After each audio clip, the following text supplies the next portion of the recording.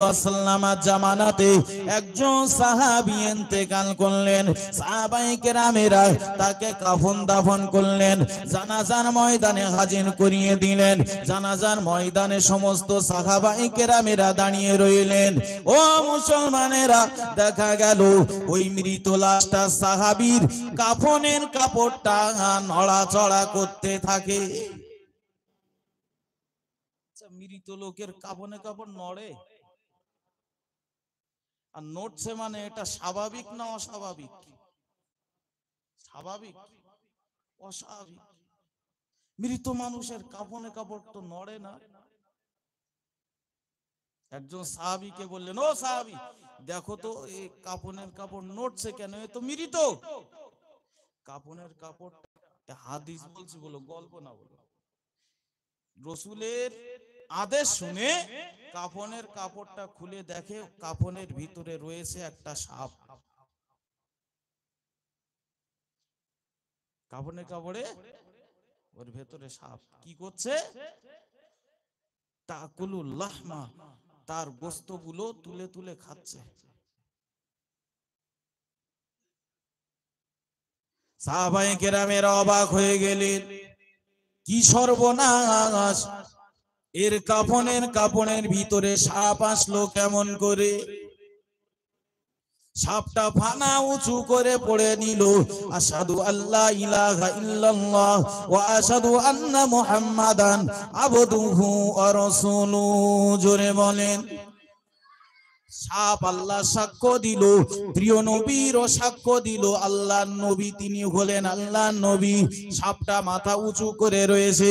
হাদিস শরীফের ভিতরে এসেছে, হযরত আবু বকর সিদ্দিক রাদিয়াল্লাহু তাআলা আনহু একটা লাঠি খুঁজতে লাগলেন, সাপটাকে দুনিয়া থেকে বিদায় করে দেওয়ার জন্য কাফনের ভিতরে ঢুকে এই সাহাবীর লাশে কেন সে দংশন করে? যেই না একটা লাঠি হাতে করে নিয়ে মারতে যাবে, সাপটা জোরে বলে উঠলো, ইয়া আবা বকর। সাপ জানে এ আলী না, সাপ জানে ওমর না, হাতে যা লাঠি আছে সেই আবু বকর। জোরে বলে। সাপ চিনে ফেলেছে। আবু বকর, তুমি আমাকে মারবে কেন? আমি কি দোষ করেছি?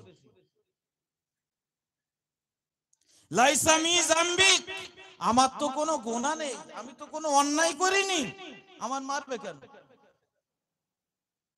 আমি যদি অন্যায় করতাম মারতে ঠিক আছে, কিন্তু আমার তো কোনো দোষ নেই, আমার মারতে উদ্যত হচ্ছে কেন?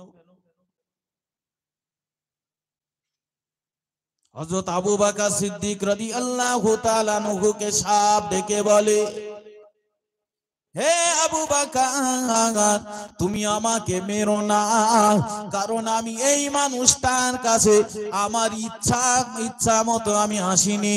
আমার মন চেয়েছে বলে এসে তার গোশতগুলো তুলে তুলে খাই, এমনটা নয়, বরং আল্লাহ তাআলার নির্দেশ পেয়ে আমি তার কাছে এসেছি। আল্লাহ তাআলা আমাকে জানিয়ে দিয়েছে, সাপ তুই তার সঙ্গে কিয়ামত পর্যন্ত এমন ব্যবহার করতে থাকবি।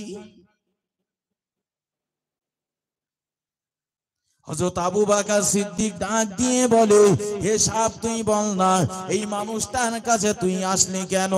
কেন তুই এর সঙ্গী হিসাবে কিয়ামত পর্যন্ত থাকবে? ওই সাপটা এবার ডাক দিয়ে বলে, হে আবু বকর, এই মানুষটার ভিতরে তিনটে বদ অভ্যাস ছিল, এই মানুষটার ভিতরে তিনটে বদ অভ্যাস ছিল, যার কারণে আল্লাহ তাআলা তার সঙ্গী হিসাবে আমাকে বানিয়ে দিয়ে কিয়ামত পর্যন্ত তাকে দংশন করতে থাকবো। ওগো আবু বকর, এই সাপের আমি সাপ জানিয়ে দিলাম, এই মানুষটার ভিতরে এক নম্বরে যে বদ অভ্যাসটা ছিল তারকুস সালাত, এই মানুষটা মাঝে মাঝে নামাজ ছেড়ে দিয়ে চলতো।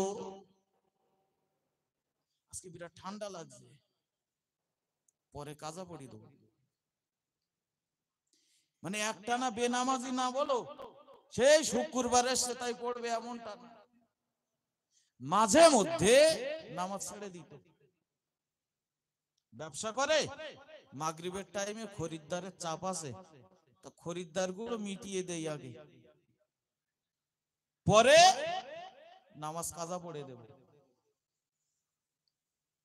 এই রকম স্বভাবের মানুষ আছে না নেই? ওয়াক্ত হলেই নামাজ পড়তে হবে, কারণ এটা আল্লাহর হুকুম। খরিদ্দারকে বলেন বসেন, আপনি বসেন, মাল বিক্রি না, আগে নামাজ। আল্লাহ যদি রহম করেন ওই খরিদ্দার আপনার কাছ থেকেই নিয়ে যাবে।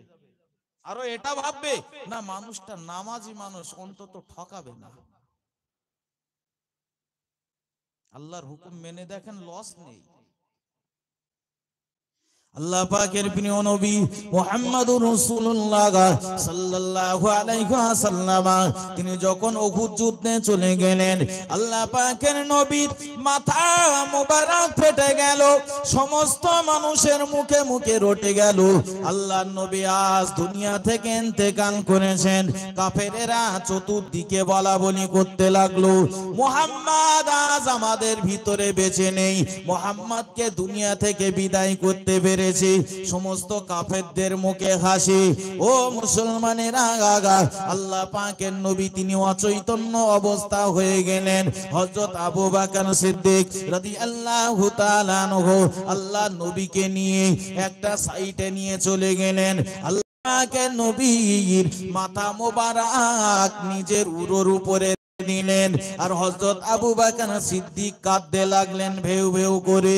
এমন সময়তে আবু বকরের চোখ দিয়ে যেই না পানির ফোঁটা আল্লাহ পাকের নবীর গায়ে পড়ে গেছে, প্রিয় নবীর সঙ্গে সঙ্গে সেন্সটা ফিরে চলে এসেছে। বাবা আবু বকর, নামাজের সময় কি এখনো আছে? জোরে বলেন, আর ওজনে বলেন সুবহানাল্লাহ। হযরত আবু বকর বললেন, ইয়া রাসূলুল্লাহ, ইয়া হাবিবাল্লাহ, ইয়া রাসূলুল্লাহ, ইয়া হাবিবাল্লাহ, হুজুর আপনি এখন অসুস্থ, আপনার মাথা ফেটে গেছে, কাফেরেরা তারা আপনাকে মেরে রক্তাক্ত করে দিয়েছে। ইয়া রাসূলুল্লাহ, কারা মেরেছে, কে মেরেছে একবারও আপনি জিজ্ঞাসা করছেন না।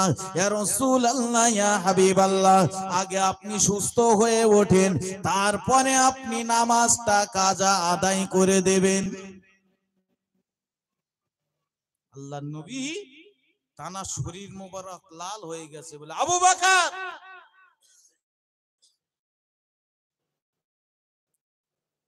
কাফাম্মাদ যতটা না কষ্ট পেয়েছি, নামাজ কাজা হয়ে গেলে এর থেকে আরো বেশি কষ্ট পাবো। জোরে বলে,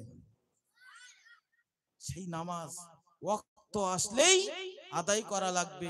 সাপের মুখ থেকে তিনটে কথা বার হয়েছিল, এক নম্বরের তার দোষ ছিল তার সালাত, নামাজটাকে তিনি এসেছেন জ্ঞান গর্ব আলোচনা রাখছেন, তার বক্তব্য শুনতে থাকুন প্রাণ ভরে।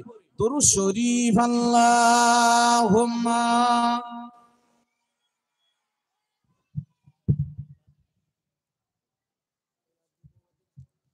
আলহামদুলিল্লাহ, এতক্ষণ আমাদের সম্মুখে আলোচনা রাখছিলেন জনাব হযরত মাওলানা আব্দুল মাতিন সাহেব।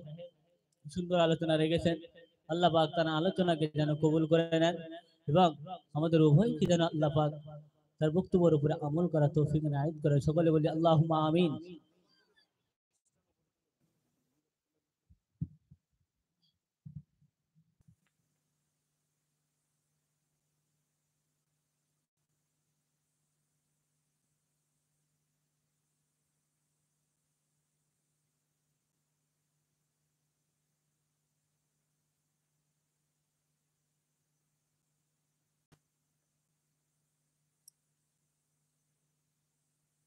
عليكم ورحمة الله وبركاته.